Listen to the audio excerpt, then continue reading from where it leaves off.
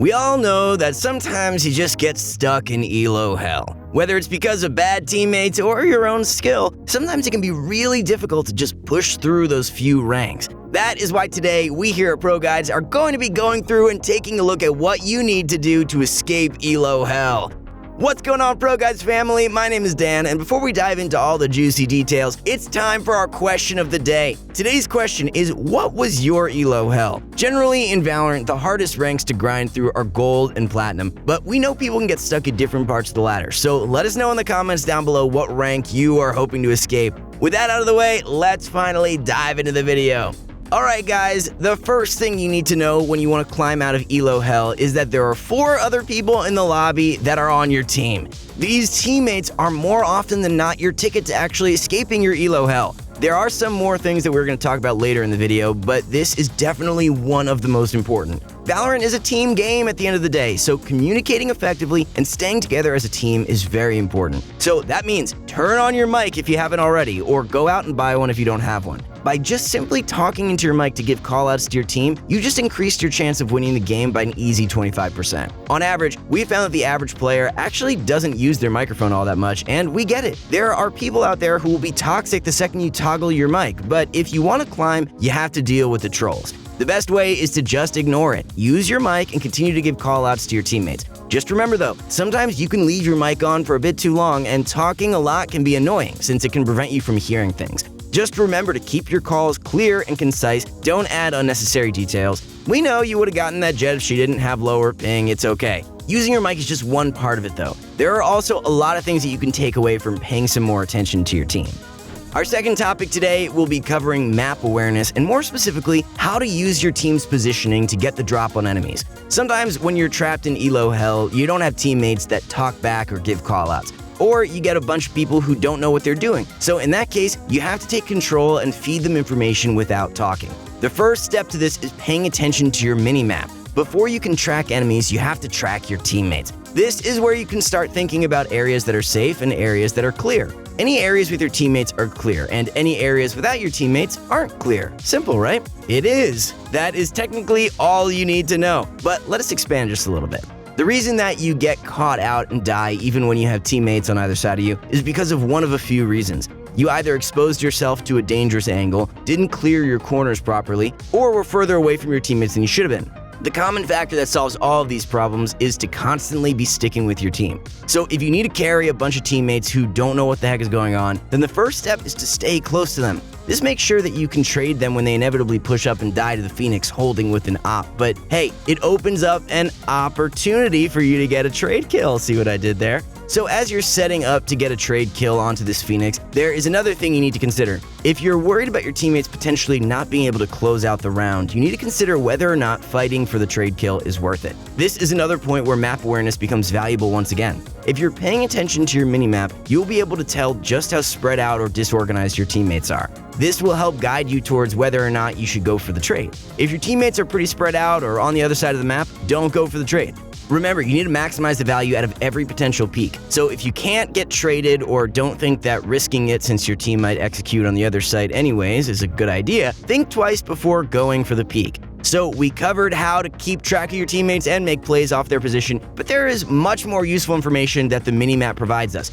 To climb out of that cesspit of ELO hell, you will have to leverage every advantage you have. That includes keeping track of all the tiny things, like when Sova last uses recon arrow, or how many Leers the enemy Reyna has left. Have you ever wondered how pro players seem to just know unimaginable things with their agents, or make crazy plays that only a madman can think of? That is because they have passed through the fires of solo queue as well, and they have their own ELO hell to climb. For them, that might involve countless hours of mastering trajectories or endless repetitions of a technique. For you, it doesn't have to be that difficult, but the lesson of the story is stick to mastering just a few agents. When you climb out of the depths of hell, you will have learned some general techniques that you can then apply to any agent to be proficient. But until then, just try to stick to up to 3 agents. Try to make at least 2 of these agents a class other than Duelist. We get it, Duelists are fun and they can lead to some easy wins. The problem is though, if you want to climb out of hell, you will need to learn more than just aim. Playing controllers and sentinels will help teach you game sense, and you will overall be more useful to the team while still retaining the ability to frag. Part of the beauty of Valorant is that since most abilities are designed to just enable and not outright kill, you can still be a very effective fragger on any agent. Now, I must admit that I don't expect an insta-lock Cypher to be popping 360s and no-scoping noobs into the dust. And you don't always have to frag even if you are playing a duelist. Let's face it, no matter how much we tell you it won't help you climb, some of you are going to play duelists anyway, so we might as well help you out while we're here. If you are going to play a duelist, please, and I say please, do not wait for the rest of your team to push in before you do. While I will admit duelists should not always be the entry frag, it is still your duty to be up there and to be close to the front. And if there is no one else that wants to entry frag, well, that's just a side effect of the role. If you want to play the fun agent that gets to move and kill everyone, you also have to be at least willing to run in first and show us all some highlight Reddit frags. In all seriousness though, focus on trying to be at least one of the first ones in. This way you will actually enable yourself to get more frags and will be less likely to have angry people screaming into their mics. Now we get it, finding someone to play with isn't always easy. While I totally have enough friends to call on and definitely am not lonely, I guess I could see possibly how someone could wait 7 hours in a lobby seeing if someone invited them. Anyone?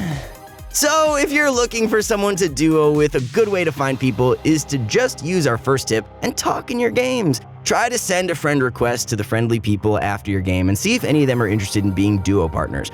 As long as you're friendly on the mic and hopefully not being toxic, you should have at least one person say yes at some point. If you are that unlucky though, then you can always check out the official Valorant Discord. Google it for the link, but they have a looking for group section where you can look for teammates. Or you could use the ProGuides Valorant Discord. We offer looking for group services as well, so you can meet some of the people in the community and rank up together. If you're not interested in looking for group services or even maybe a permanent duo partner, you could always just add people after a game and then just play for as long as they're on. It was a pretty common thing to see in other games like Counter-Strike or League of Legends, but it allows you to have some people that you already know will be okay in game and have slightly better communication with them than randoms every time. We mentioned earlier that you have to be willing to leverage any advantage in order to climb if you want to escape ELO hell, and VOD review is part of that process. We know it can be boring to record your gameplay and go over it, but it will show you your holes in your gameplay you would not have otherwise been able to see. You know how everyone always says hindsight is 20/20 and you can't change the past? Well, if you study your VODs and pay attention to your mistakes, you can prevent those mistakes from happening again. And there you go, an easy climb awaits. Of course, there is the teensy-weensy downside that this can take a lot of time and effort. While yes, they are annoying to do, and yes, they can be boring, they are easily the best way to get better at Valorant. Being able to see your mistakes in real time and potentially being able to fix them before they even appear is huge, and honestly is part of the reason that every pro got to where they are now. If you look at the schedule of any professional player, you will see that a surprising amount of time is dedicated to VOD review, both of their own play and of the teams they're facing. Currently, as there's no VOD recording system in Valorant, there's no way to actually see others' point of view. So for now, just record your screen to watch back. There are some free and open source options like OBS, or some paid options if you want something a bit more tuned up for screen recording. When you are watching these VODs back, try to focus on your mistakes, but also the things that you can't focus on in real time. Things like your timings on pushes or when and how you're using your utility. Being able to pause and rewind or fast forward and see how effective a piece of utility was can be a game changer if you know what to look for.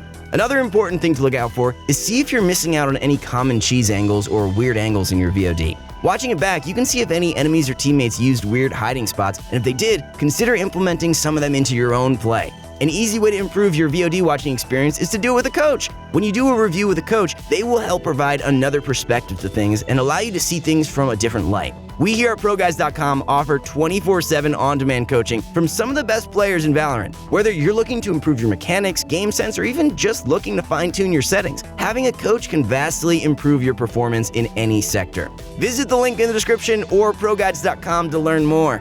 Well guys, that is unfortunately all that we have for you today. If you enjoyed the video, be sure to leave a like, and if you're feeling extra zesty, maybe even consider subscribing. We upload new videos just like this one every single day, and the best way to stay notified is by ringing that notification bell. Don't forget to check out our Discord and website, both links are in the description below. Remember, stay safe out there, and I will see you all in the next video.